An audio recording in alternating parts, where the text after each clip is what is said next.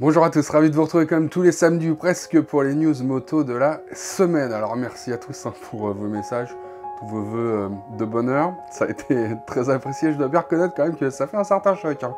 Et croyez-moi, vous n'êtes pas au bout de vos surprises cette année. Bon, passons à ce qui nous intéresse ici. Et cette semaine, le moins qu'on puisse dire, c'est que les affaires reprennent les amis. Et notamment grâce à KTM qui renforce son côté aventure par le bas.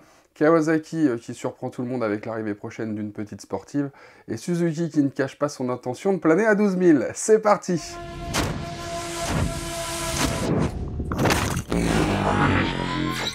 Bon alors on commence par quoi? Allez, on va y aller crescendo. KTM, je sais que beaucoup attendent de voir débarquer un 490 Adventure, 590 Adventure, soit dit en passant, j'ai même entendu dire que la marque serait en train de bosser sur un 690 en bicylindre, autant dire une Pampa Twin en puissance. Mais en attendant, elle renouvelle donc la 390, la marque KTM 390 Adventure, dont le sympathique mono-cylindre de 373 cm3 reste absolument identique.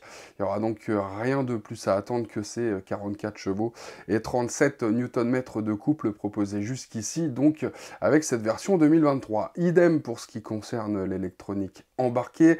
La nouvelle 390 Adventure ne va pas se voir dotée d'un mode tronçonneuse ou je ne sais quoi. Elle conserve ses modes street et off-road, ainsi que la possibilité de déconnecter l'ABS à la roue arrière, histoire de continuer à déclencher une glisse à 100 mètres d'une épingle, hop, demi-tour à 180 degrés, bim, plein gaz pour repartir. Comment ça, si j'aime pas poser le pied par terre? Bah non, pourquoi faire? Ruiner mes bottes? Voilà. Bon, pour le reste, c'est toujours aussi bien équipé avec des choses bien utiles, comme le contrôle de traction et l'ABS sur l'angle, contrôle de traction déconnectable, bien sûr. Bel écran TFT de 5 pouces. Et côté partie cycle, on est pas mal non plus avec des suspensions WP réglables, un freinage signé Bybré, la filiale de Brembo, un seul disque à l'avant certes, mais c'est du 320, et puis je rappelle que la bestiole ne pèse que 172 kg, tout plein fait, donc c'est déjà pas mal, voilà. Et puis en plus sur un trail, c'est vrai que c'est souvent un simple disque à l'avant. Et là, vous allez me dire, Rico, tu vas quand même pas nous dire que la seule nouveauté, c'est encore cette histoire de coloris. Eh ben non, les filles, parce que cette année, pour la rendre encore plus off-road dans l'âme, KTM a doté donc sa 390 Adventure d'une belle paire de jantes à rayons de 17 et 19 pouces, chaussées de bon vieux Continental TKC 70, du pneu mixte qui n'est certes pas de première jeunesse, mais qui fait quand même toujours très correctement le job. Demandez ça aux spécialistes Matt Adventure ou Tom Barrer, ils vous diront si c'est vrai ou pas. Voilà, bon, il y a quand même un nouveau coloris, noir et orange, ouah, c'est pas possible. Mais c'est presque pour la forme, hein, clairement.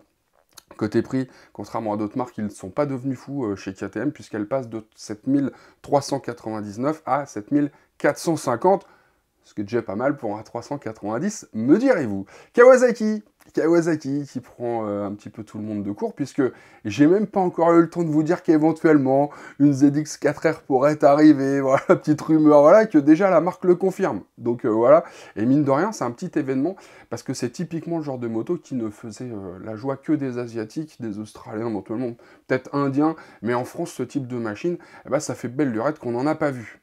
Et si ça se trouve, ça manquait à personne. Mais Kawa a donc quand même décidé de l'importer en France. Quoi donc? Eh ben, la ZX 4R, qui donc, jusqu'à preuve du contraire, serait la sportive 4 cylindres la plus puissante de sa catégorie, bien sûr, sur le marché européen. Oui, les amis, parce que ce petit 4 pattes en ligne de 399 cm3 développe, tenez-vous bien, 77 chevaux et même 80 avec le Ram R. Vous vous souvenez de cette histoire, hein? En fait, alors, 77 chevaux, c'est sur le banc à rouleau. Hein. Mais quand elle roule, l'air s'engouffre dans le Ram R, entre les deux phares, le trou là. Hein.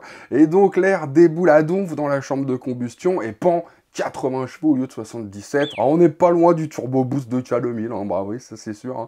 Non mais, hé, 15 000 tours minutes le bazar. Ah, tu fermes les yeux, t'es Castellet, hein. Tu les rouvres, t'as la Timone. Donc t'es gentil, tu regardes la route. Mais quand même, pour débuter sur piste, Ça doit pas être mal cette petite histoire. 188 kg.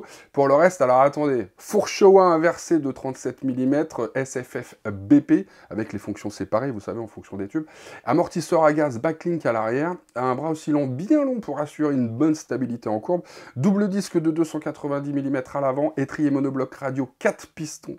Écran couleur TFT connecté, plusieurs modes de conduite bien sûr, dont un mode circuit, chrono donc pour connaître son temps autour, hein, lap timer comme on dit, traction control, hein, ou contrôle de traction pour les puristes. Mais là où ça devient fou, et où vraiment je me pose des questions vu des chiffres de vente de ce segment hein, de marché, c'est qu'elle sera aussi donc proposée en version ZX4R SE et en version Racing ZX4R R.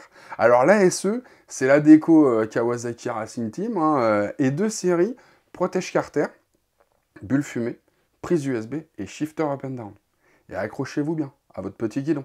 ZX4RR, fourche Showa, elle est réglable en précharge, mais surtout elle hérite du même amortisseur Showa BFRC Lite de la ZX10R.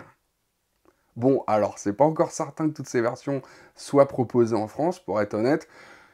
Donc on verra bien. Côté prix, là non plus, c'est pas encore fixé. Il devrait être aux alentours des 10 000 $. Donc bon, ça serait peut-être un 10 000 €, peut-être, bon, on verra. Ça va dépendre des versions. Et en tout cas, on la verra débarquer en Europe, apparemment, ça c'est sûr, cet automne. J'imagine dans la foulée de l'ECMA. Hein. Et on termine avec un faucon, mais un vrai monstre. Hein. L'Hayabusa. Alors, l'Hayabusa, allez comprendre pourquoi. J'étais persuadé qu'elle allait tirer sa révérence avec le modèle 2022. 2021, mais bon, en 2022, quoi. Bah non, elle s'accroche. Comme une vieille moule à son rocher, tout à fait. En 2023, vous pourrez donc toujours commander une Hayabusa. Aucun changement à prévoir par rapport à la version 2021, 2022. Hein.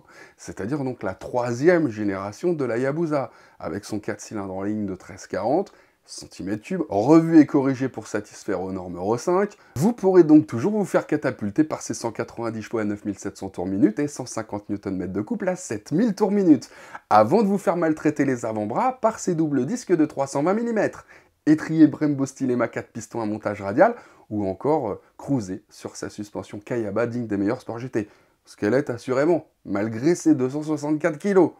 Et cela, quel que soit votre gabarit, puisque sa selle culmine à 800 mm seulement. Le vendeur de téléachat.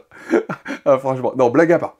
Je suis pas fan de son design, hein. Je le trouve un petit peu pâteau. Le gros tromblon en guise de silencieux, c'est à la limite du carton rouge. Mais cette moto est iconique, les amis, et accessoirement, Suzuki n'en demande que 19 199 €.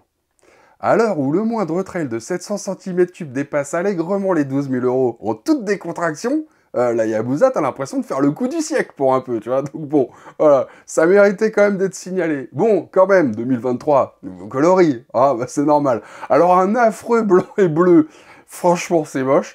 Un pas folichon, mais quand même moins croisière s'amuse, si vous voulez, gris et rouge là.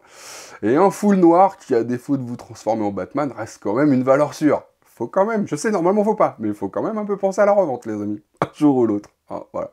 Et sur ce, les amis, aloha. Ah non, mon petit pote, un faucon, ça n'a rien à voir avec une vieille buse. Ah bah non, c'est plutôt comme un aigle. Ça, le glaive vengeur et le bras séculier. L'aigle va fondre sur la vieille buse.